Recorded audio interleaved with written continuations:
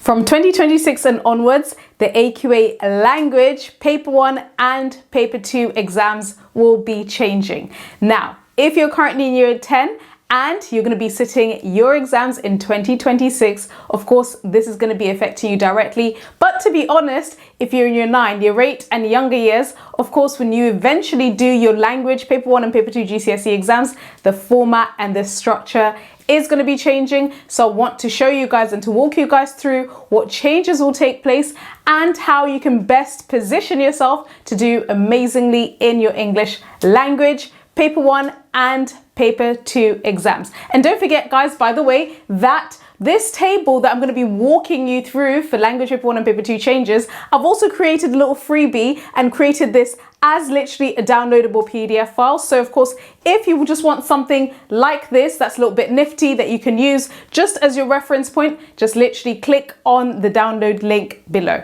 So let's get into it. What changes should you anticipate if you are sitting your GCSE Language Paper 1 and Paper 2 exams in 2026 or later years thereafter? I'm going to go over it. And by the way, guys, obviously, welcome to yet another GCSE revision video. And if you've been following First Year Tutors for long enough, you will know that we've helped hundreds of GCSE students get 6s, 7s, 8s and 9s in the final Language Paper 1 and Paper 2 exams through my weekly Sunday GCSE masterclasses, which take place every single week from September all the way to June at 5 to 6 p.m. And of course, these masterclasses, when I resume after the summer in September, will be structured following this exact new framework. Okay, so I'm going to get into it. What are the changes? So starting with Language Paper 1, I'm going to go through each of the changes that are going to be made to the different questions, and of course also the questions that don't have any changes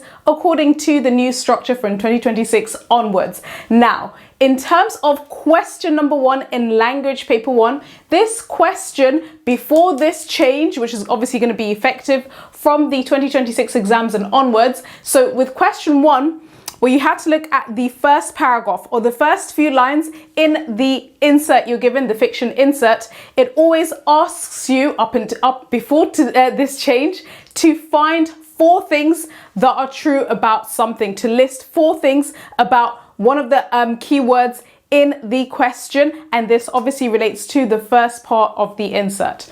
Now, how will this change? Question number 1 going forward from the 2026 exams and onwards will now become multiple choice questions. Okay, so to be honest, question number 1 in Language Paper 1 is actually going to be easier. Now with question number 2, which is currently the language question, okay, you're given keywords, you're also given a text box taken from the insert where you're asked to find the writer's use of language. Again, in connection to either a character, an object, maybe an animal in the insert. This one asks you to talk about language and it tests your AO2 skills. Now, with the new format, this actually doesn't change at all. Okay, so question number 2, with the existing format from 2017 until 2025 is to do with you finding language and talking about language. And 2026 onwards, it's going to be exactly the same style of question. Now, question number 3, which is the structure question. How does the writer structure the text to interest you as a reader? Now, of course, that is how it has been structured before, right? That is how the question is currently before the change. It is worded in a way where you're supposed to talk about structure and how this interests you as a reader.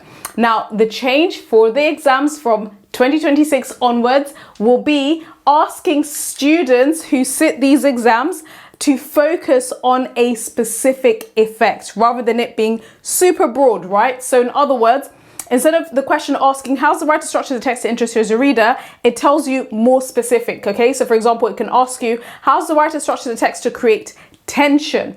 How's the writer structure the text to create a sense of suspense? How's the writer structure the text to create fear, right? So it's really, really specific, much more specific than how it interests you as a reader. So arguably, I would say that makes the question a little bit more challenging because you're now looking for really specific bits of information relating to structure. Now with question number 4 in Language Paper 1, before the change, the question 4 was always where you're given a student statement, okay? It always goes to the effect of, A student having read this said, and then you're given two parts of the student statement. Now, the change for this question is, firstly, there is not going to be any reference to a student, right? So there's no reference anymore to a student. You do get a statement, but it's a bit more of a straightforward statement. And you're asked to agree or disagree with this statement. Again, this statement is a bit more straightforward rather than it being convoluted. A student having read this said blah, blah, blah, blah, blah, blah. However, of course, the statement is still fairly specific. It still asks you to look at certain line numbers from halfway down the insert to the end. And of course, then you're still expected to write evaluatively, okay? So this is still an evaluation question. The only difference now is that there's no reference to the student and you still have to agree with the statement, okay? Or disagree or partially agree, whatever. That is question number 4. Now with question number 5, before the change, you had the image where you had to write a description based on the image and really work quite closely with what's in the image. And then you had a question where you were asked to write a story about blah, blah, blah. Now, after this change from 2026 onwards, firstly, when it comes to the description image, you are asked to look at the image and use it as a prompt or a source of inspiration. However, you don't have to use everything in that image, and also you don't have to describe that exact image, okay? So it's become a little bit more broader in terms of giving students flexibility. They can use the image and they can really follow closely what's in the image. However, they can also broadly use other things that are outside of this image, okay? This is for the description. However, the story in question 5 has also changed because before it was write a story based on blah, blah, blah, based on the title abandoned, write a story based on whatever, right? Now, the wording has now changed to you are only going to be expected to write the opening of a story. That is not to say you don't write a full length response, right? 2 or more pages. Don't think that, just because you're supposed to write the opening of a story, you just write 1 paragraph and that's it for question number 5. It's still worth 40 marks. So the only difference is you write just the beginning of the story as opposed to having to write the whole thing, okay? Having to develop, okay, how does this character's journey progress? How does it go into, this different terrain, blah, blah, blah, blah, blah. You're going more so into detail on what's happening in the earlier part and then the opening of a story. That is language paper 1. And again, guys, don't forget that from September 2025 onwards all the way to June 2026, I'm literally going to be having a language paper 1 and paper 2 masterclass every single Sunday, going over how to get amazing marks and how to write model responses for this new format of the language paper 1 exams and also the language paper 2 exams. So of course, make sure you join in.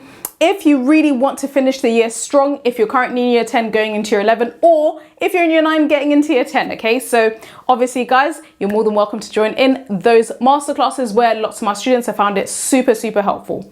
Now, I'm gonna go into the changes for language paper 2. So when it comes to language paper 2, firstly, for question 1, which is a multiple choice question, there is no change, okay? So question number 1 currently is a multiple choice question. You've got to look at just one source. Remember, in language paper 1, you just have one insert. It's a fiction insert.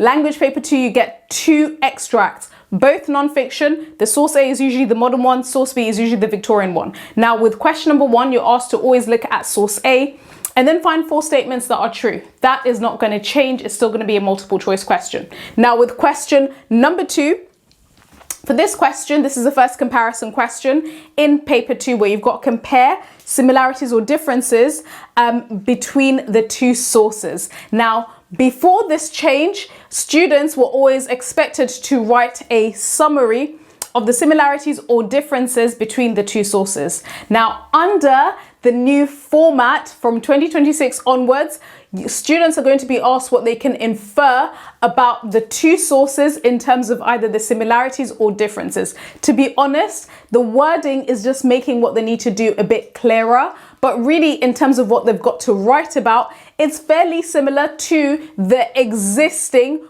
write a summary of the similarities or differences. The only difference here is the wording has changed to where you need to infer similarities or differences about source A and source B based on the question, okay? So question number 3, which is basically, so question 3 in language paper 2 is literally asking you to do exactly the same thing as question 2 in language paper 1, which is where you've got to look at one source and then talk about the writer's use of language. This question in paper 2 has not changed. It's going to be exactly the same. You just need to look at one of the sources. You're either going to be asked to look at source A or source B and then find language techniques and how the writer uses language in connection to the keywords in the question. Now, question 4, which currently is the writer's viewpoints and perspectives, you're comparing writer's viewpoints and perspectives in source A and source B in the existing exam structure up until 2025. Now, the change that's going to be made to this question is actually fairly minor, okay? So this question is still going to be a writer's viewpoints and perspectives question. However, with this question, the only change which is going to be effective from 2026 onwards is the second bullet point, where students are asked to compare methods, right? So currently students have to compare the methods that both writers use to convey either the similar or different viewpoints and perspectives. The wording for this has just simply been changed to comment on the writer's methods, okay? So there really isn't very much change. Some of this stuff is more so wording to make it a little bit clearer to students what they need to do under exam conditions. Now, question number 5, which currently in language paper 2 is where you've got to write something persuasive. In, for example, other syllabuses, this style of writing is called transactional writing, where you've got to write either letter, article, or speech where you argue for or against a statement that you're given, right? For example, should school uniforms be banned? Is technology ruining our society? Are parents too overprotective? Whatever topical issue you're given, then you need to write a letter, article, or speech to show whether you agree or disagree, and of course also present counter arguments. This question is not changing at all under the new changes that are taking place for the language paper 2 exams. Okay, so question number 5 is going to be untouched, much like question 3. It's literally still going to be a non-fiction letter, article, or speech that students are expected to write. And by the way, don't forget that if, of course, you're going to be heading into your exams in 2026, so currently maybe you're in year 10, or you just need support, you want to start getting really accustomed to this new format of exams, but more importantly, to be honest, because passing is the aim of the game and getting 6s, 7s, 8s and 9s is your focus. Don't forget that literally from September all the way to June, I run language paper 1 and paper 2 masterclasses. A bunch of my students who've been part of those masterclasses have literally gone from struggling with 3s and 4s to getting 6s, 7s, 8s and 9s in the final GCSE. So of course, guys, don't forget that from September, I will literally be following the new format of this exam and of course focusing on making sure that all of my students who are part of those masterclasses finish strong and get those grades that they deserve.